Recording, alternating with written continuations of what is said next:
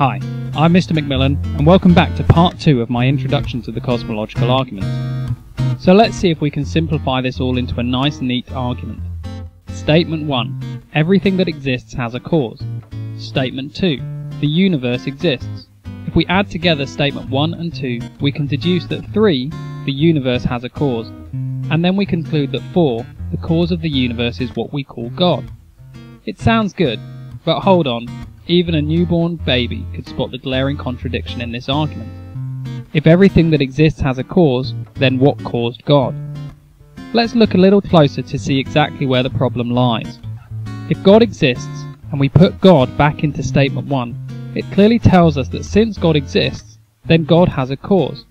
But then it leads to the conclusion that God is the cause of God, which seems to be a contradiction. We're back where we started, and we've gone in a big circle. This is what philosophers call circular logic, which is to be avoided at all times.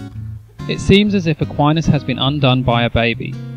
Fortunately for us, during the Islamic Golden Age, 2 Arab scholars called Al-Kindi, who had a very neat beard, and Al-Ghazali, whose beard was slightly more unruly, came up with an argument, which we call the Kalam cosmological argument. Since this was not written in Europe, it was pretty much ignored by most Western philosophers. That was until a young American Christian called William Lane Craig, who didn't have a beard at all, rediscovered it and wrote a doctoral thesis on it. What the 2 owls had worked out was that the very simple criticism of who made God actually had a very simple solution. They simply modified the argument by stating that 1. Everything that begins to exist has a cause, and 2. The universe began to exist. Now that's an idea which is supported by the Big Bang Theory, and involves yet again a rejection of infinite regress. If we add the new statement 1 and the new statement 2 together, we then deduce that the universe, since it began to exist, has a cause, and this cause is God. But crucially, since God is eternal, by the definition of the God of classical theism, he has no beginning, and therefore God has no cause. So next time our baby asks, what caused God? We can point out that what they are actually asking is what caused the uncaused being that we call God, which is kind of like asking what painted that unpainted wall. The answer is one and the same: nothing. In 1948, the BBC hosted one of the politest radio debates ever to discuss the possibility of God's existence. In the red corner was Freddie the Jesuit's Koppelson, representing the cause of theism. He was a priest after all. And in the blue corner we have Bertie the Earl Russell, representing atheism. Koppelson basically used as his argument a revision of Aquinas' third way from contingency. He argued that 1. Things exist in the universe that are contingent, which means they do not have within themselves the reason for their own existence, but they are dependent on something else. 2. The universe is in fact the sum of all things, so it is made entirely from contingent things. 3. The universe, in which each thing is contingent, is therefore itself contingent, i.e. it does not contain within itself the reason for its own existence. This leads to our conclusion. 4. The universe needs an external explanation, which is an existent being that is self-explanatory. This is what Koppelson called a being that must and cannot not exist. Apologies for the double negative, but you can blame Freddie Koppelson for that. To put it another way, there exists a necessary being which Koppelson calls God. In response, Bertie Russell argued from a naturalistic perspective, in which he understood that everything within the universe can be explained by an appeal to something else within the universe, and so on. So the universe is self-coherent, and so it does not need an external explanation. Instead, we should accept the universe's existence as a brute fact. As Russell said himself, the universe is just there, and that is all. Furthermore, Russell argued that it was possible to accept the idea of infinite regress.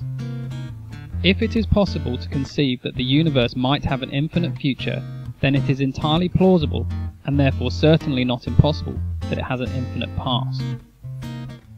Finally, Russell attacked, in the politest possible way, Freddie Koppelson's logic, stating that when he went from saying each thing in the universe was contingent, therefore the universe is contingent, he made an unjustified logical leap. Russell said that it was like saying, since each human being has a mother, then the human race has a mother, which it clearly doesn't. If the logic didn't always work, as Russell had shown, then Koppelson's argument was weakened. So does the cosmological argument work? Well, let's examine the key questions. Question 1. Does the universe need an explanation? The German philosopher and mathematician Leibniz argued, from his principle of sufficient reason, that the universe, even if it were infinite, requires an external explanation, since the universe can't explain its own existence. However, Russell argued that we should accept the existence of the universe as a brute fact. Question 2. Is cause and effect real? Aquinas said that whether by motion, causes or contingency, there is universally available evidence of the idea of causation all around us. David Hume, on the other hand, says that we can't trust our perception of cause and effect. We can't know for certain that the two are related, and so should not build arguments based on them when they might be an illusion. Question 3. Is God, as a necessary being, a satisfactory explanation? Fred Koppelson was convinced that by definition God is a self-explanatory necessary being, a being that cannot not exist. Conversely, Immanuel Kant believed that the concept of a necessary being was a contradiction, and to apply this idea to God was meaningless without direct experience. Question 4. Does the cosmological argument lead to the God of classical theism? Many deists such as Thomas Hobbes, John Locke, and even Aristotle used forms of the cosmological argument, but this shows that it is only sufficient to lead to an impersonal deist rather than theist God. On the other hand, William Lane Craig believed that the cosmological argument points to a personal creator who chose to create the universe rather than being governed by natural laws. How you answer these questions will ultimately decide whether you lean towards atheism or theism. Thank you for watching. Make sure to subscribe to my YouTube channel and follow me on Twitter for other similar resources. You should also be able to download an audio version of this video from podbean.com. Search for my name, MrMcMillanREvis, without it. Thank you.